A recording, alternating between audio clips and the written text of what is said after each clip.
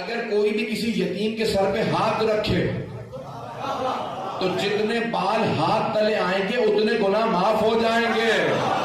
اور جو یتیم کو پالے گا, کافل الیتیم, شیعہ سنی کتابوں میں, صحیح بخاری میں, کافل الیتیم کا ہاتھین معیہ فی الجنہ, یتیم کی کفالت کرنے والا, یتیم کو پالنے والا میرے ساتھ جنت میں ایسے جائے گا جیسے یہ 2 انگلیاں ساتھ رہتی ہیں. نہیں ہے میرا مطلب میرے ساتھ پیغمبر فرما رہے ہیں یتیم کو پالنے والا, یتیم کو پالنے والا میرے ساتھ جنت میں ایسے جائے گا جیسے 2 انگلیاں ساتھ رہتی ہیں. ایک عام یتیم کو پالنے والا پیغمبر کے ساتھ جنت میں ایسے جائے جیسے 2 انگلیاں ساتھ رہتی ہیں. اور وہ ابو طالب جنہوں نے کائنات کے سب سے عظیم یتیم محمد مصطفیٰ کو پالا, ان سے متعلق کیا خیال ہے؟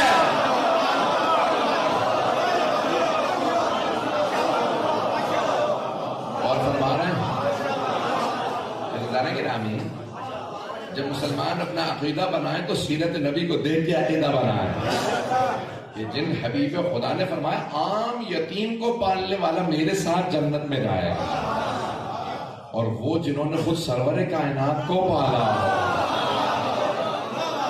اب سوچئے ان کا مقام کیا ہوگا. اب میں ایک حدیث سے پیش کر دیتا ہوں.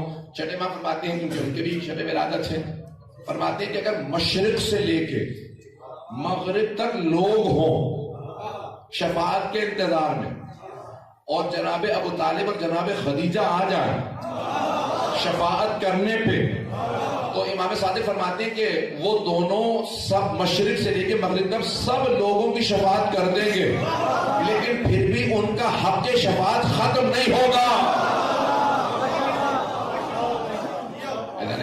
جناب ابو طالب کا مقام ہے, اور 6 برس کے ہیں کہ جناب آمنہ دنیا سے رخصت ہو جاتی ہیں. 8 برس کے ہیں کہ اب مسلمانوں نے سب نے, مورخین نے لکھا کہ سرور کائنات اپنے دادا کی انگلی پکڑ کے خانہ کعبہ کا طواف کر رہے تھے.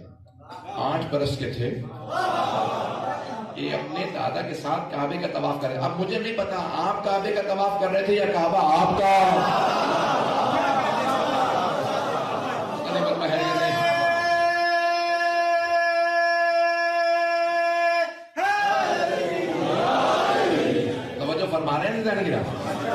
بھائی میرے الفاظ میں تیز بولتا ہوں لیکن ساتھ ساتھ چلتے رہیں گے تو یقین مانیے ضرور آپ کو ایک مرتبہ اپنے ایمان میں تازگی محسوس ہوگی. آپ کا جناب سرور کائنات سے متعلق ایمان اور زیادہ بڑھ جائے گا. ممبر ایمان بڑھانے کی جگہ ہے, اختلاف کی نہیں. جناب سرور کائنات اپنے دادا کے ساتھ جناب عبد المطلب کے ساتھ خانہ کعبہ کا طواف کر رہے. ایک مرتبہ جناب عبد المطلب زمین پہ گر جاتے, 160 برس سے زیادہ آپ کا سن ہے, تو سب لوگ کہنے لگے انہیں مسجد الحرام سے باہر لے جائیں. سرور کائنات نے کہا نہیں, خانہ کعبہ کے اندر لے جاؤ, خانہ کعبہ کے اندر لے جاؤ. جیسے ہی سب لوگ لے گئے, کہا کہ بھئی یہ خانہ کعبہ کے سردار, یہاں پہ چابی بردار یہی ہیں, انہی کے ہاتھ میں ہے, اور آپ ان کے پوتے ہیں, جیسا آپ کا حکم. وہاں پہ لٹایا, سب باہر چلے گئے. جناب عبد المطلب نے سب سے کہا ذرا میرے بیٹوں کو بلا دو. اب جناب عبد المطلب لیٹے ہوئے خانہ کعبہ کے اندر, دائیں طرف آپ کے جناب سرور کائنات ہیں سیدھے ہاتھ پہ, اور الٹے ہاتھ پہ تمام بیٹے بیٹیاں, آپ کے گھر میں آپ کے داماد, سب پوتے پوتے سب آ گئے. ایک مرتبہ آپ نے کہا ذرا ابو طالب کو بلاؤ. جب حج پہ لوگ آتے تھے نا تو جناب حمزہ کی ذمہ داری ہوتی تھی حاجیوں کو پانی پلانے کی, اور جناب ابو طالب کی ذمہ داری ہوتی تھی کھانا کھلانے کی. جناب عبد المطلب کی طرف سے پتہ نہیں بات پہنچ رہی ہے یہ نہیں, تو جناب ابو طالب کو فوراً بلایا. اب سمجھ میں آیا کہ بانیان کا دروازوں پہ کھڑے ہونا جناب ابو طالب کی سیرت ہے. اور جناب ابو طالب کو بلایا, کہا جناب عبد المطلب نے کہا میرے بیٹے ابو طالب کو بلا دو. ابو لہب نے کہا مجھے بتا دے, کہا تجھ سے کام نہیں, ابو طالب سے کام ہے. ایک مرتبہ جناب ابو طالب کو بلایا, جناب ابو طالب سے کہا میرے قریب آ جاؤ. سارے بیٹے بیٹیاں سن رہے ہیں. جناب عبد المطلب نے رسول خدا کا ہاتھ اپنے ہاتھ میں لیا, جناب ابو طالب سے کہا قریب آئیں, اور جناب رسول خدا کا ہاتھ جناب ابو طالب کے ہاتھ میں دے کے ایک جملہ کہا, ابو طالب اسے بھتیجا نہ سمجھیے گا, اپنا بیٹا ہی سمجھیے گا. جناب ابو طالب نے کہا بابا میرا آپ سے وعدہ ہے, اپنے بیٹوں سے زیادہ ان سے محبت کروں گا.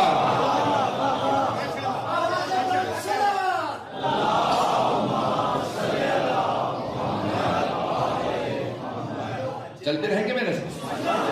کہ میں اپنے بیٹوں سے زیادہ ان سے محبت کروں گا. اور ایسا ہی جناب ابو طالب نے کیا. پوری زندگی اتنی محبت دی کہ سرور کائنات نے کہا میرے ماں باپ کے بعد میرے ماں باپ جناب ابو طالب اور جناب فاطمہ بنت اسد. خود کہا ان کے انتقال پہ امی بعد امی، میری ماں کے بعد جناب فاطمہ بنت اسد میری ماں تھی. چلیں گے نا؟ تب جناب سرور کائنات 8 برس کے جانے کی نامی 18 برس کے ہوئے جناب ابو طالب کے ساتھ آپ شام گئے تجارت کے لیے. دینیات میں بچوں نے پڑھا ہوگا، آپ کی بھی نظر سے گزرا ہوگا. جب تجارت پہ گئے دمشق تو ایک مرتبہ وہاں پہ، اب انگریزی میں کہتے ہیں مونسٹری ہے، جیسے مدرسہ ہوتا ہے ہمارے یہاں پڑھتے ہیں لوگ عالم بننے کے لیے. تو عیسائیوں کا باقاعدہ ایک کلیسا تھا جہاں سارے کے سارے پڑھنے کے لیے آتے تھے پادری بننے کے لیے.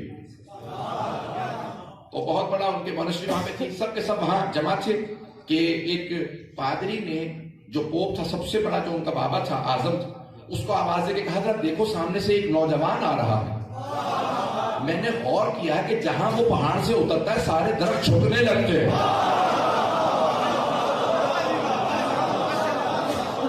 وہ پہاڑ سے اتر رہے ہیں تو درخت ان کے سامنے جھک رہے ہیں، اور جہاں جہاں پتھروں پہ وہ قدم رکھتے ہیں وہ پتھر اچھلنے لگتے ہیں، جیسے پتھروں کو پتا ہو کہ بڑا اہم قدم آ رہا ہے. لوگ ہیں یا نہیں ہیں؟ یہ خاص ہے. ایک مرتبہ سب باہر آئے، کہا کہ بھئی ان سے بات نہ کرنا، ان کے ساتھ ایک بزرگ بھی ہیں، ذرا ان سے پوچھو یہ کون ہے.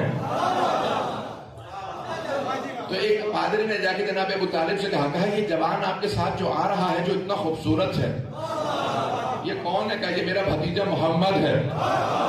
ایک مرتبہ ان سب نے کہا کہ اے ابو طالب، ہم نے جو بائبل میں، جو انجیل میں ساری نشانیاں پڑھی ہیں جناب عیسیٰ سے آخری نبی کی، وہ ساری نشانیاں ان میں نظر آ رہی ہیں. اگر ہو سکے تو کچھ دیر کے لیے ہمارے پاس لے آئیے، ہم انہیں قریب سے دیکھنا چاہتے ہیں. جناب ابو طالب نے کہا میں وعدہ نہیں دے سکتا، پوچھ کے بتاؤں گا. یہ احمد مختار ہے. آج وہ جو بدعقیدہ ہیں انہیں تو سب نے ایمان کی سند دے دی، اور جس جیسا کسی کا ایمان نہیں